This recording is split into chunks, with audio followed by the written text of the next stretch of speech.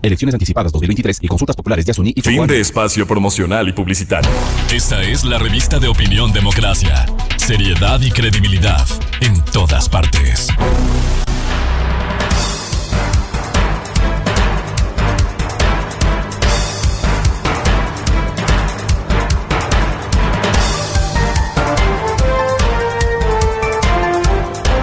Ocho 15 minutos en el territorio continental ecuatoriano, buscando la verdad y por un país que recupere la paz y la seguridad.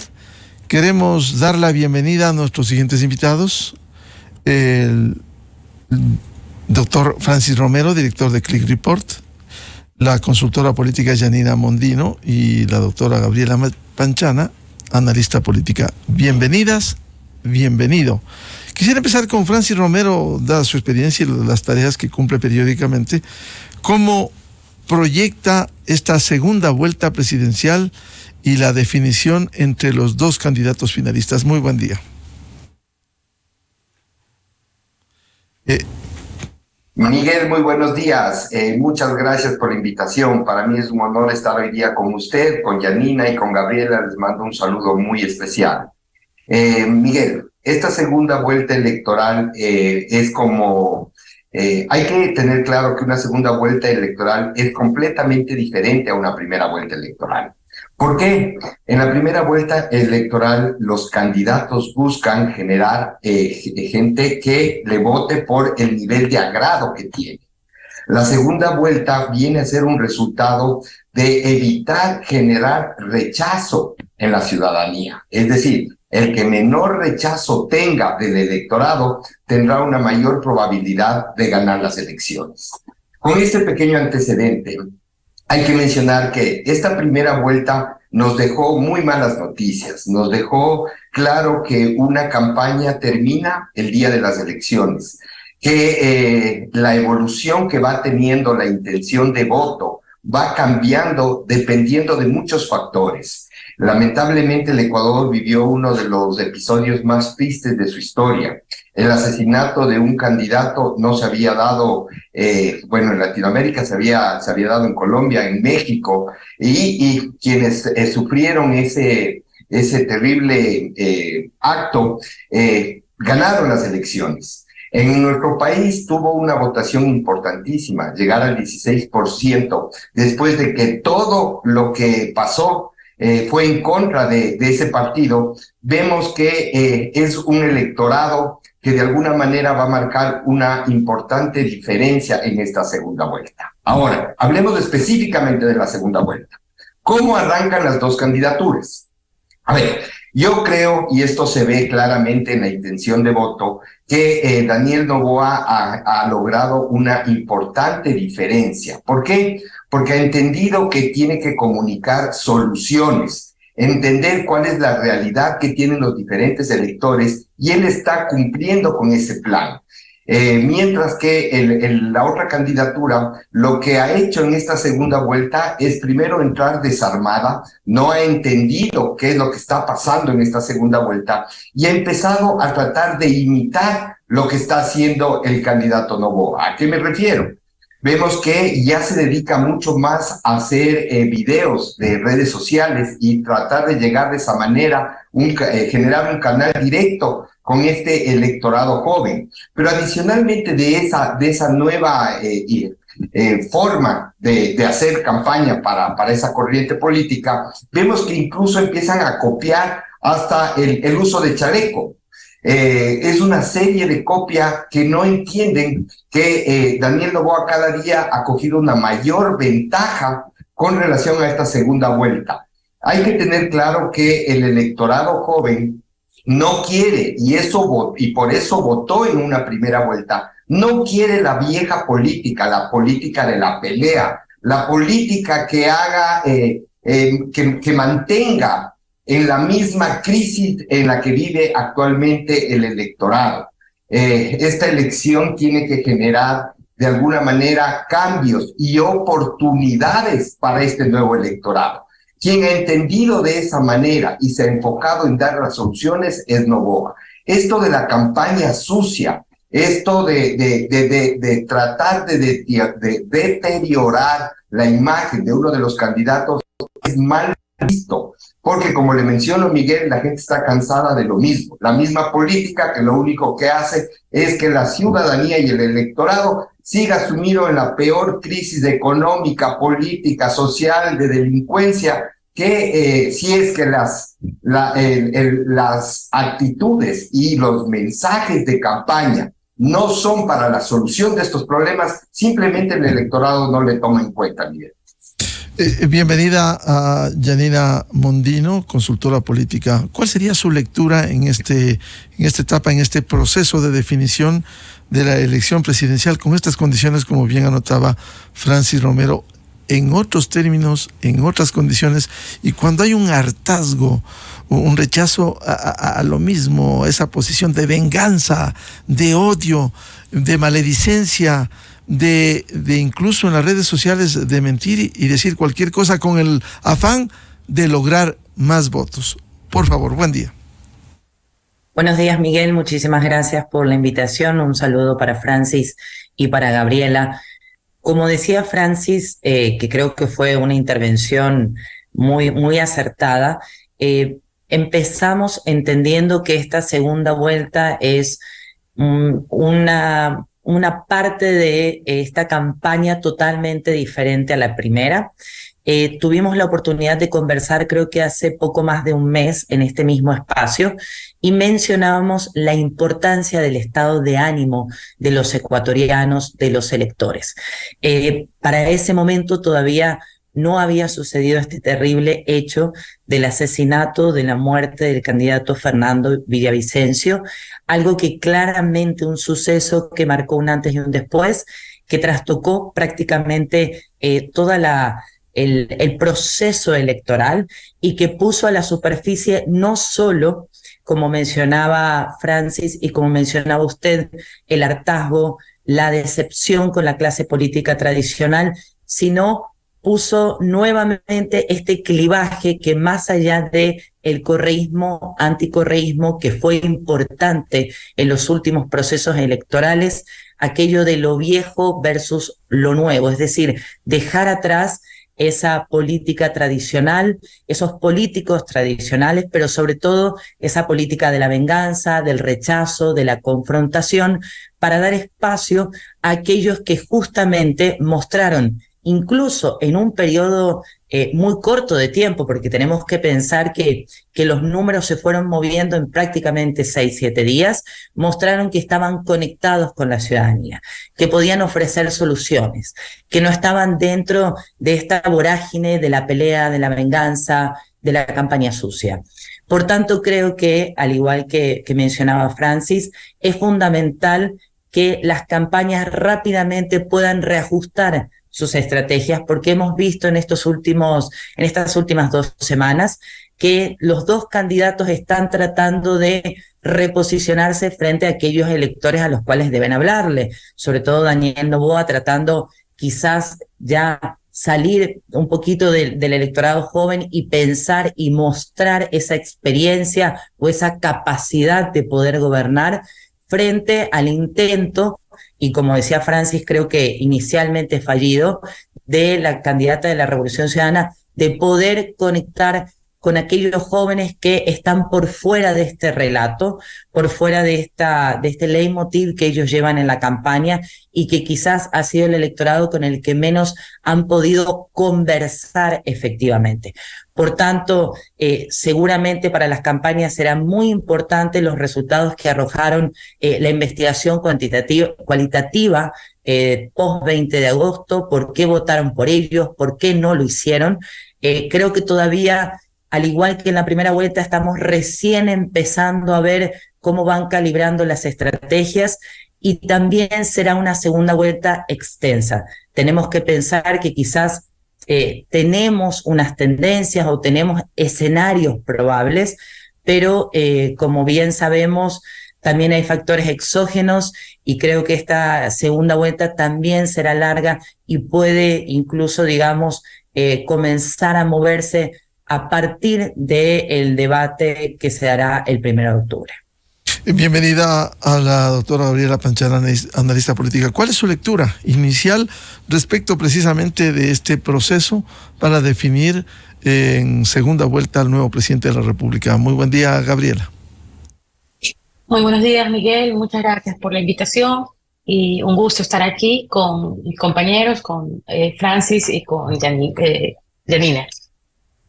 Bueno, yo creo que, como siempre, no quiero repetir a mis colegas porque es evidente que las segundas vueltas son campañas que empiezan desde cero y les toca a ambos candidatos llegar a ese centro, porque normalmente donde está la mayor cantidad de votantes es en lo que se considera o en lo que se llama el voto mediano, que es donde está la gente que no está en ninguno de los dos extremos, ¿verdad?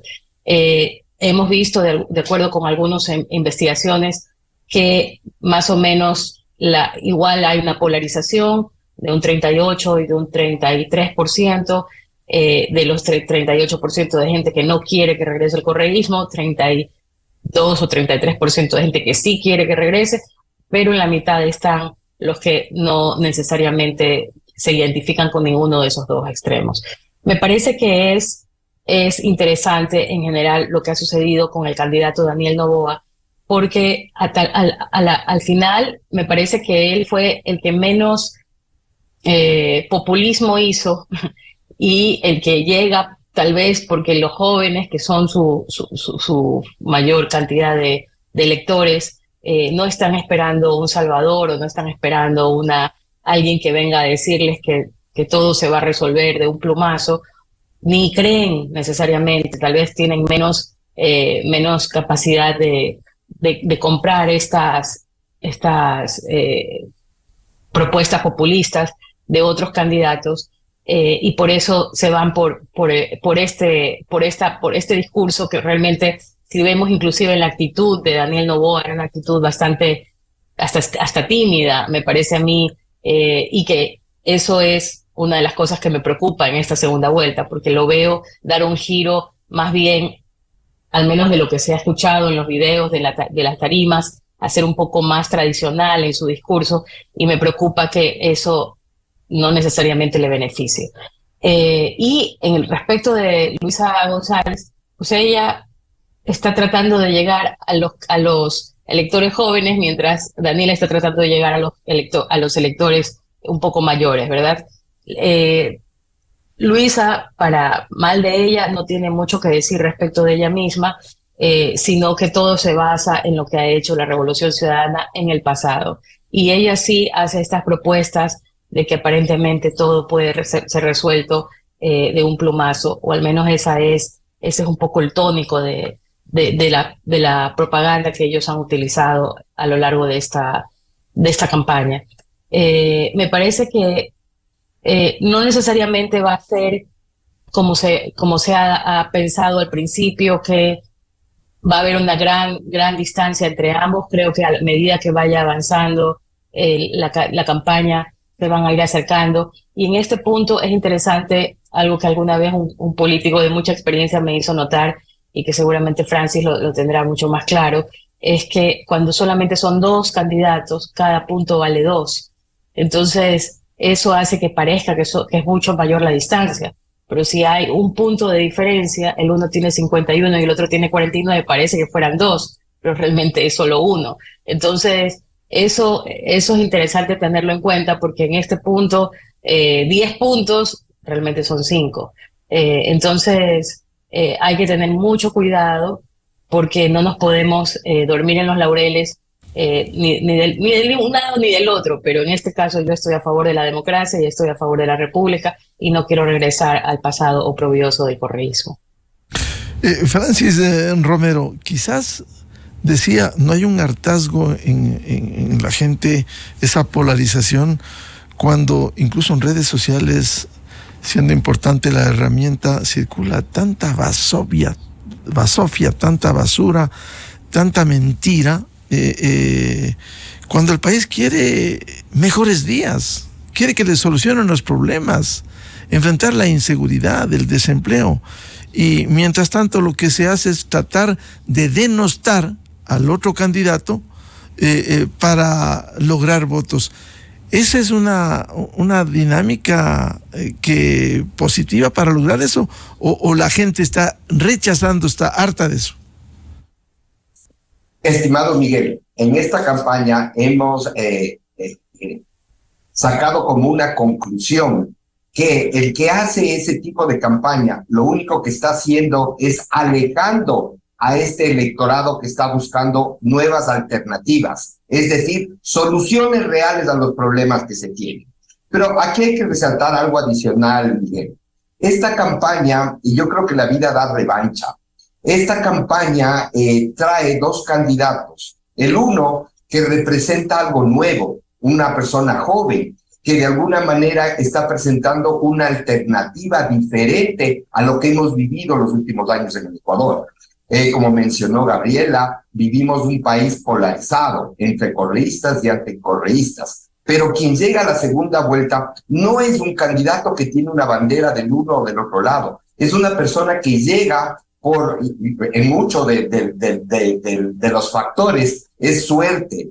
Tuvo muchos factores que ayudaron a que la suerte le permita seguir consolidando una base importante para llegar a la segunda vuelta.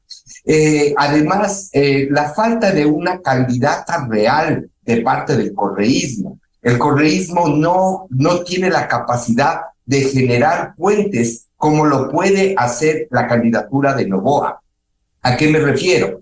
Mientras una corriente a lo largo de los últimos 15 años, lo único que ha hecho es enemistarse con los diferentes sectores de la población, vemos que hoy el que mayor probabilidad o mayor apertura tiene para generar estos puentes es sin duda la candidatura de Noboa.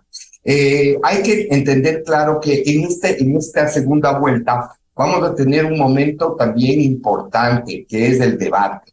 El debate muchos dicen que los debates no mueven. Vimos que en la primera vuelta, el debate fue determinante. A mi criterio, esta segunda vuelta, asimismo, el debate va a ser determinante. ¿Para qué? Para consolidar la posición de los indecisos. Como usted mencionó, Miguel, la gente está harta de la pelea política, está harta de sacar cosas sucias, cuando los candidatos que están ahí lo que tienen que presentar son cómo realmente van a dar solución a los principales problemas que tiene el país. Miguel, hoy 7 de cada 10 ecuatorianos no tiene trabajo. Hoy vemos cómo todos los días se incrementan los sicariatos, se incrementan los robos, se incrementan los secuestros. La gente tiene miedo, la gente tiene hambre. Entonces, quien entienda esta realidad, sin duda alguna va a tener una mayor apertura del electorado que en este momento todavía no ha tomado un partido por cualquiera de los dos candidatos.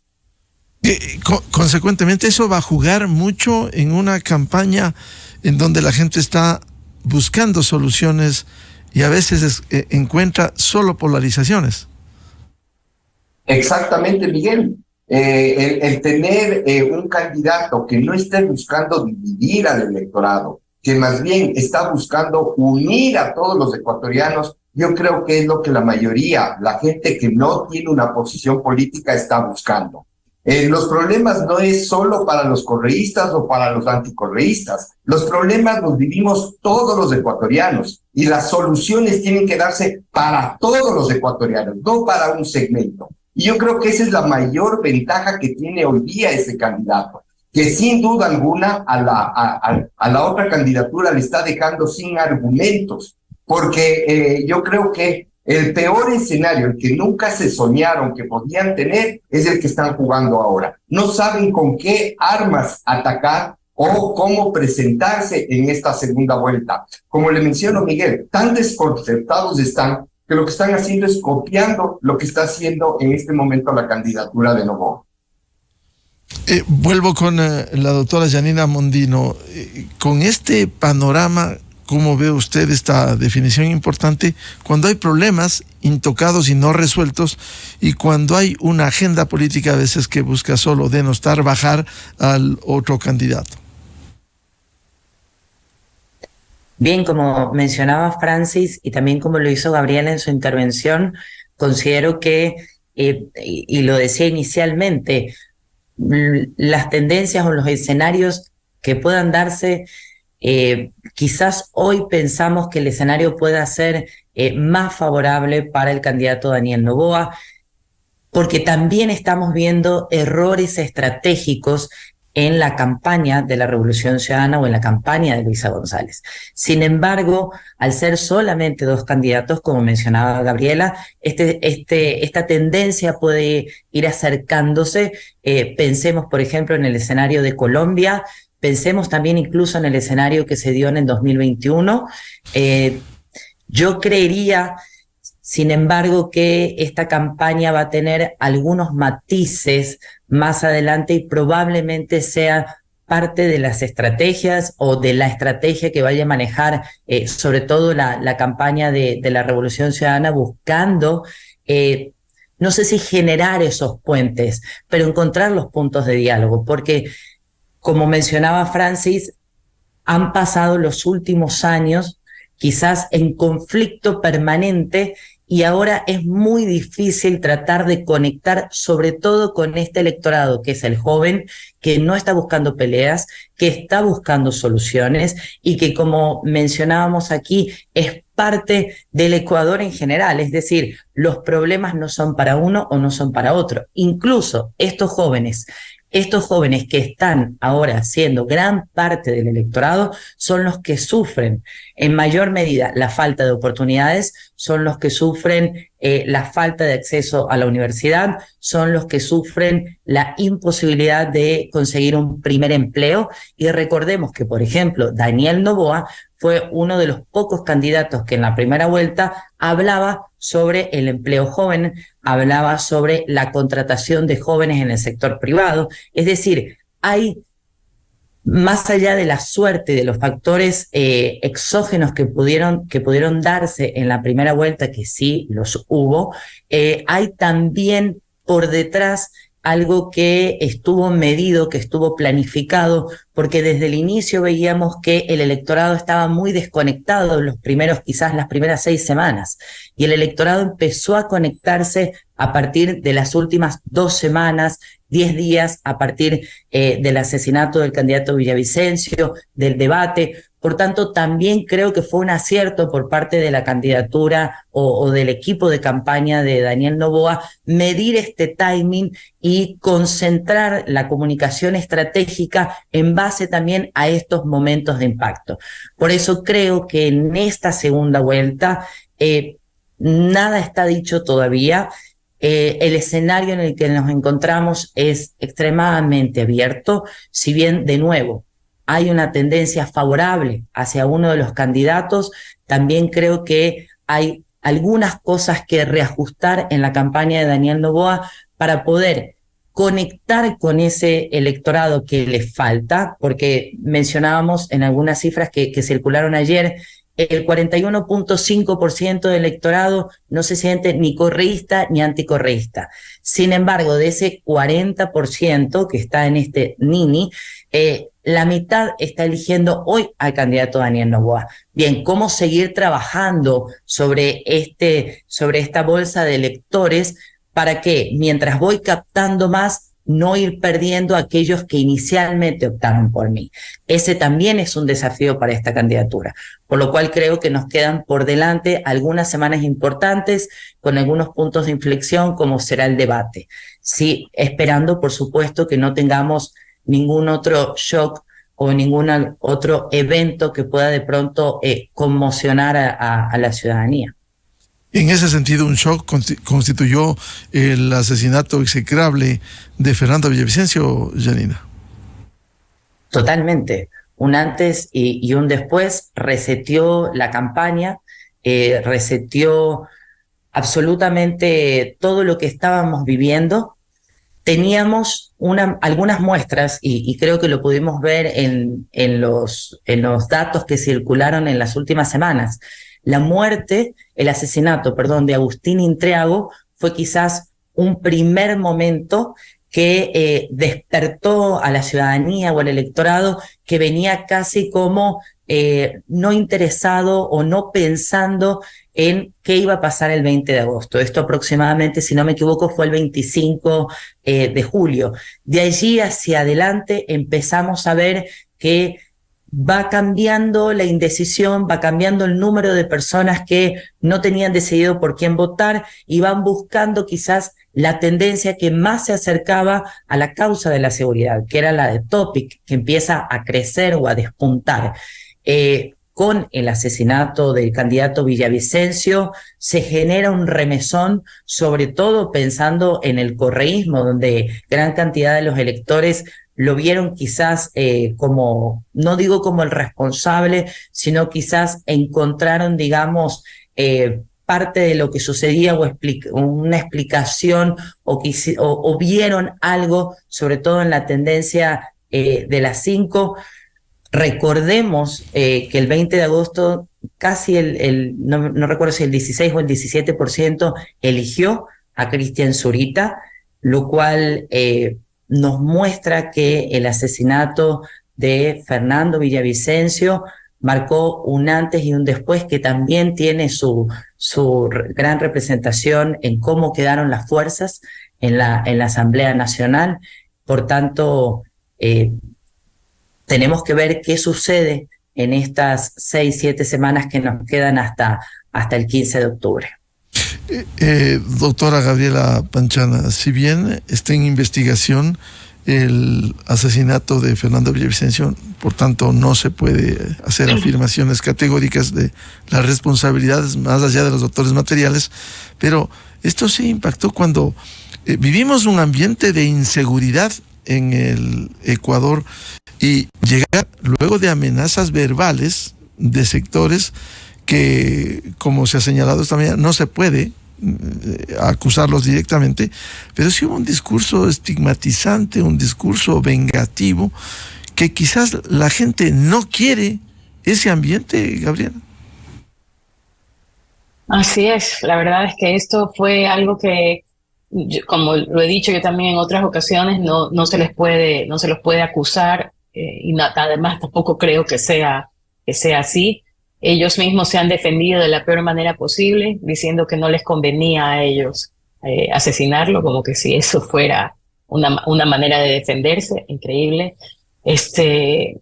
Pero sí hubo la generación de un escenario de odio, de maledicencia en contra de Fernando Villavicencio, de amenazas directas, aun cuando ellos dicen que era la letra de una canción. Muy, muy grave que una fuerza con semejante nivel de influencia en una gran población, en un gran porcentaje de la población, maneje esos discursos estigmatizantes. Y Fernando Villavicencio no solamente recibió amenazas e insultos y persecución en palabras, lo recibió en obras, ¿no? En el año 2003, en el año 2013 fue allanada en la noche de la Navidad su casa, luego tuvo que estar huyendo porque lo pretendían encarcelar, y ya sabemos el riesgo que hubiera significado eso durante el correato. Entonces, no solamente fueron palabras. A mí me parece que parte de lo que va a suceder durante estas semanas antes de las elecciones es que va a haber algunas demandas ciudadanas a ambos candidatos, pero lo más probable es que sean más hacia el candidato Noboa, respecto de luchar verdaderamente contra la impunidad de todos los crímenes, no solamente del de Fernando Villavicencio. Hay otros crímenes terribles que han pasado de personas que no son conocidas y que no pueden quedar en la impunidad. Y para eso, la única cosa que es viable, que sirve, que tiene sentido, es la propuesta antimafia y antiimpunidad que tenía Fernando Villavicencio, que era no solamente luchar en términos de mejorar las capacidades de la fuerza pública, sino hacer algo respecto de la corrupción, del enriquecimiento ilícito que tiene la función judicial.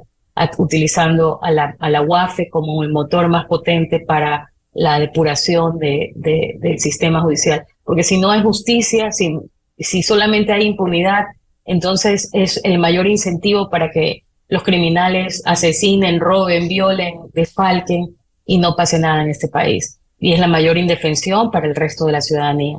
Entonces yo creo que durante estas semanas una de las cosas que va a suceder y que probablemente mueva un poco la aguja política es que algunos colectivos ciudadanos, algunos grupos de la sociedad civil van a comenzar a ponerles pedidos, demandas al candidato Noboa específicamente, exigiéndole reformas, exigiéndole, él ha hablado de consulta popular en los primeros 90 días, porque no podemos seguir así, no podemos seguir siendo secuestrados, seguir como rehenes de esta gente que está tanto en el Consejo de Participación Ciudadana como en el Consejo de la Judicatura, como en el sistema judicial, básicamente decidiendo el presente y el futuro de las vidas de los ecuatorianos en función de los intereses de un grupo político o de un grupo de gente que nada tiene que ver con el bien común ni con el interés superior de este país.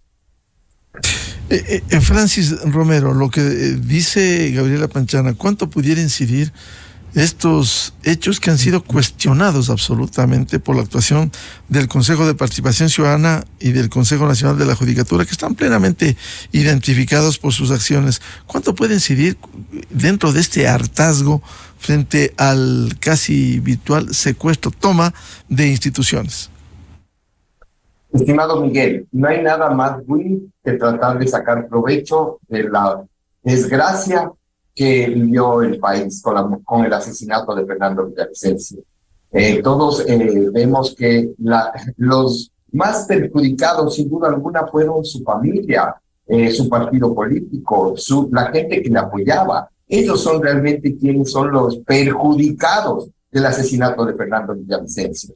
Pero el tratar de cambiar o de marcar el ritmo de una campaña hace que siga el correísmo cometiendo extremadamente, permanentemente graves errores. ¿A qué me refiero? Salieron con una campaña de arranque de unos borreguitos, el peor error. Después se pusieron gafas, el peor error. Después ya tuvo que salir el expresidente él a hacer campaña. ¿Por qué? Porque los candidatos que tienen no tienen la capacidad para afrontar un proceso eleccionario presidencial. Entonces tiene que salir él a dar la cara y tratar de posicionar un mensaje de que el Ecuador estuvo mejor en esa época y que se va a poder volver de alguna manera a eso. Eso de alguna manera consolidó una votación que es el voto duro que ellos tienen y con eso llegan a una segunda vuelta. Pero la segunda vuelta, como le dije, es completamente diferente. La segunda vuelta ya realmente es la final. Estamos aquí eligiendo entre dos alternativas. ¿Cuál de las dos alternativas tiene una mayor probabilidad de tener intención de votos? Sin duda se revelará en lo que pase en estas semanas. Pero específicamente lo que usted dice, Miguel, esto de tratar de tomarse los otros poderes o de alguna manera empezar a tratar de controlar la justicia es muy mal visto. Hoy 1 de cada 10 ecuatorianos cree en la justicia, es decir, 9 de cada 10 no creen en la justicia. Y esto lo único que hace es abonar más en la desconfianza que la ciudadanía siente a las instituciones públicas. Hoy más que nunca hay que entender que todos estos hechos que son dados por la izquierda tratando de meterse por abajo, tratando de alguna manera de generar esta inestabilidad mayor a la que vivimos, es muy mal visto. El elector quiere soluciones. Estamos en el siglo XXI. ¿Cómo es posible que en los principales cantones no exista agua potable, no exista seguridad, no exista educación, no exista salud? Hoy más que nunca el Ecuador no es un país cualquiera, el Ecuador es un país privilegiado, el Ecuador tiene recursos, el Ecuador tiene la capacidad de hacer, de sembrar 2 veces al año, mientras otros países con las justas tienen apenas 1 vez al año. Nosotros tenemos unas potencialidades enormes que obviamente los ecuatorianos sabemos. Un pescador en la costa lanza una red y le sale un pescado. Con eso vive tranquilamente una semana, 2 semanas. Asimismo, la gente en la sierra siembra y tiene la cosecha para vivir 1 mes, 2 meses, 3 meses. Este país tiene, como le digo Miguel, muchas potencialidades. Ahora, la campaña sucia, la campaña, el intento de estos golpes que se están dando, lo único que hace es minimizar las posibilidades que tendría el correísmo de ganar en esta segunda vuelta. Vemos que hay una ventaja importante por parte de Noboa, pero eso se va a ir consolidando a lo largo de esta campaña. Y el debate, como le digo Miguel, va a ser determinante. Yo le mencionaba que la vida da revancha. Y yo le decía que da revancha porque en el 2007, en la segunda vuelta estuvo el papá Álvaro Noboa contra Rafael Correa. Otro momento, pero tenemos circunstancias similares. El descrédito que tiene la clase política en ese entonces es exactamente igual al que tiene ahora. Hoy, el candidato joven, el candidato con cambio, el candidato que ofrece algo nuevo es Daniel Noboa, lo que en ese momento fue Rafael Correa, que en ese momento Álvaro Noboa representaba la clase política, todo lo que la gente en ese momento no quería de la política. Hoy el correísmo representa eso. Entonces, esta segunda vuelta veo que está un poco más inclinada en cómo se está estructurando la posición de cada uno de los candidatos, con una ventaja mucho más favorable hacia la candidatura de Noboa, que es joven, que tiene propuesta de cambio real, con soluciones, no solo decir el cambio, porque ahora los jóvenes no son, muchos creen que son ingenuos. Y la realidad es que yo creo que esta elección por primera vez hizo denotar que los jóvenes no solo votaron con el corazón, sino que usaron y pensaron realmente por quién votar. Y es por eso que principalmente Daniel Noboa llega a esta segunda vuelta.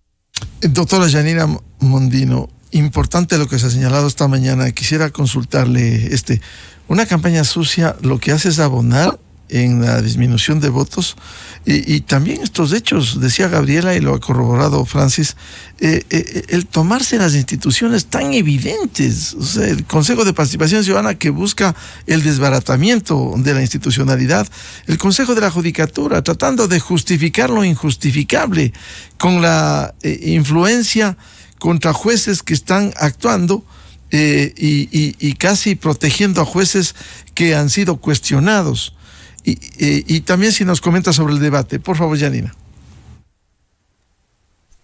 Sí, efectivamente, y lo conversamos también en otras ocasiones, el Ecuador no solo vivía un momento, o no solo vive un momento complejo por la crisis de seguridad, por la falta de empleo, por el no mejoramiento en el tema de salud, de educación, sino porque además de la crisis de representatividad o de la carencia de liderazgo, si se quiere, vivimos en una pugna entre funciones del Estado. Y esa pugna entre funciones del Estado finalmente lo que genera es mayor incertidumbre, lo que genera es mayor enojo por parte de un gran segmento del electorado, apatía en otros, y ese aire fresco que pudo mostrar Noboa en el debate es no solo la comunicación verbal, sino la comunicación no verbal, es decir, todo aquello que Noboa pudo condensar en el debate y mostrarse, diferenciarse, a transmitir a la ciudadanía, no solo en el momento del debate, sino con el post-debate que tanto hemos hablado de esto, de los extractos, de lo que circula en las redes. Ese aire fresco es el que muestra esa diferencia con respecto a todo lo que está viviendo el Ecuador y que la gran mayoría de los ecuatorianos quiere dejar ya atrás y como creo que lo mencionaba Gabriela, no están buscando un mesías, lo que están buscando son soluciones concretas.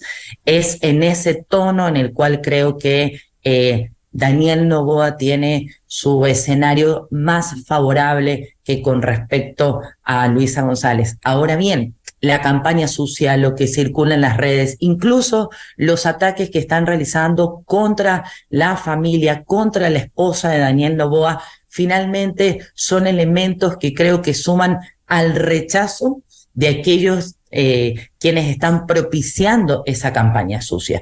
Porque, y para hacer un poco, quizás ampliar lo que mencionaba Francis, Daniel Noboa tiene un trabajo en territorio que no inicia con él, inicia desde hace años, un legado social de la familia Noboa en territorio, sobre todo con el trabajo de su madre, siempre lo mencionan, cientos de miles de personas atendidas, es decir, está allí este momento comunicacional donde sale a la luz la carta de su padre diciéndole, ahora es tu momento.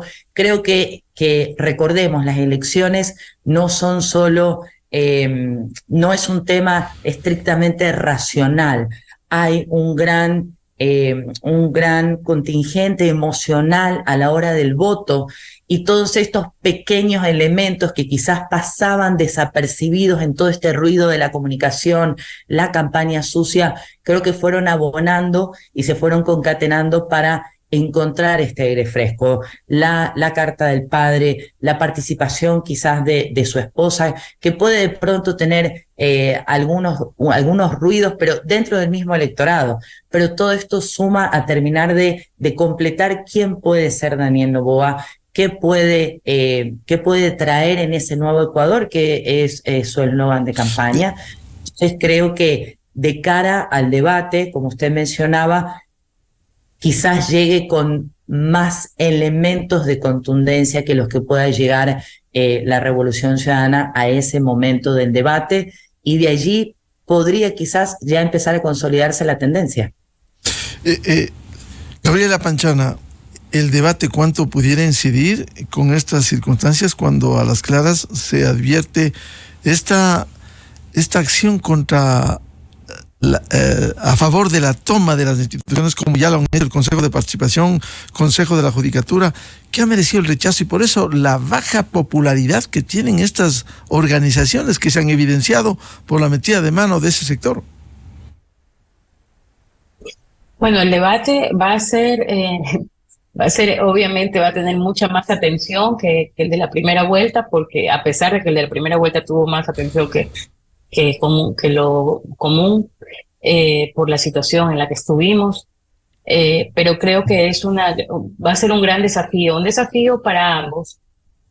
No creo que deba confiarse ni relajarse Daniel Noboa, creo que yo también coincido con Yanina que tiene muchos más elementos, al menos a priori es lo que podemos ver, para poder ser contundente en su presentación. Sí me parece que sería importante de parte de él, al momento de intentar algún tipo de confrontación con su adversaria y con ese modelo de país que tiene el correísmo, recordarles justamente que estamos como estamos, que la desinstitucionalización inició en la toma, en la metida de manos del correísmo, en la justicia y en la creación de toda esta superestructura que básicamente secuestró todos los poderes en la voluntad de una persona que era el ejecutivo en ese momento. Entonces, sí me gustaría ver a un Daniel Noboa más definido, no sin entrar en esta beligerancia y en esta polarización, simplemente así como él habla, más bien refiriéndose a los hechos, a los datos, históricos en este caso, y que pueda marcar una línea y que quienes estamos luchando ya por varios años para poder realmente recuperar con pasos, tal vez hay gente que quisiera poder hacer un cambio mucho más radical, pero esos cambios radicales siempre entrañan muchos peligros para toda la sociedad. Entonces tenemos que saber que la democracia es lenta, que la democracia es algunos pasos hacia adelante y probablemente algunos pasos hacia atrás, y que debemos de tratar de que sean siempre más los pasos hacia adelante que los que retrocedemos, obviamente, y que yo sí espero que Daniel Noboa tenga conciencia sobre su rol en este momento de la historia, en ese sentido también. No queremos que se cometan los errores que ha cometido el presidente Lasso, justamente por esa tibieza No queremos tampoco entrar en una batalla frontal con el correísmo, simplemente queremos avanzar en torno a obtener un país más libre, que pueda tener seguridad jurídica y seguridad física, la ciudadanía para poder prosperar, porque es imposible desarrollar sin crecimiento y es imposible que haya crecimiento económico si estamos todo el tiempo cubriéndonos de las balas, básicamente. Bien, la revista de Opinión Democracia quiere agradecer este valioso aporte de las consultoras políticas Yanina Mondino, Gabriela Panchana y a Francis Romero, director de Click Report. Muchas gracias, muy buen día. Gracias, un lindo día. Gracias, buenos días. Buen día. Con esto cerramos la jornada de entrevistas y debates, la opinión diversa y libre en la revista de Opinión Democracia.